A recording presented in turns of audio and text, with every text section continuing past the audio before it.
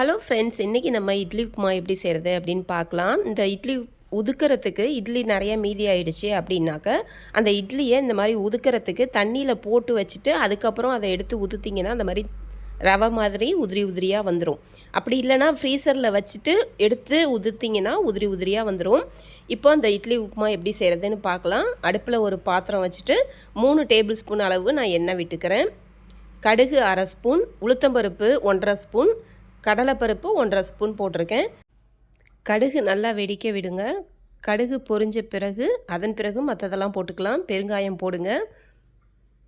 பெருங்காயம் கொஞ்சம் போட்டுட்டு நம்ம நறுக்கி வச்சுருக்கோம்ல பச்சை மிளகாய், அது காஞ்ச மிளகாய் ரெண்டையுமே போட்டுக்கிறேன். கருவேப்பிலை போட்டுக்கோங்க.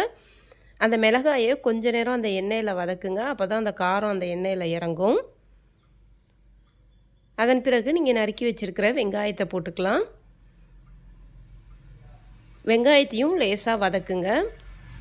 அது கூடவே கொஞ்சமாக உப்பு போட்டு வதக்குனிங்கன்னா அந்த வெங்காயத்துலேயும் அந்த உப்பு டேஸ்ட்டு இறங்கும். இப்போ நல்லா வதங்கிடுச்சு. மஞ்சத்தூள் போட்டுக்கிறேன், உப்பு போட்டுக்கிறேன். நம்ம இட்லி உப்புமாவுக்கு தகுந்த அளவு உப்பு போட்டுக்கோங்க. இப்போ உதுத்து வச்சுருக்கிற அந்த இட்லியே போட்டுடலாம். போட்டுட்டு நல்லா அதை மிக்ஸ் பண்ணி விடணும். அவ்வளவுதான். அடுப்பை மீடியம் ஃப்ளேமில் வச்சுக்கோங்க. ரொம்ப லோவாகவும் இருக்கக்கூடாது, ரொம்ப ஹையாகவும் இருக்கக்கூடாது. இப்போ டேஸ்டியான உப்புமா ரெடி. நல்லா மிக்ஸ் பண்ணி கொஞ்சம் சூடு ஆனதுக்கு அப்புறம் எடுத்திங்கன்னா ரொம்ப டேஸ்ட்டாக இருக்கும். நம்ம சேனலை லைக் பண்ணுங்கள், ஷேர் பண்ணுங்கள், சப்ஸ்கிரைப் பண்ணிக்கோங்க. தேங்க்யூ.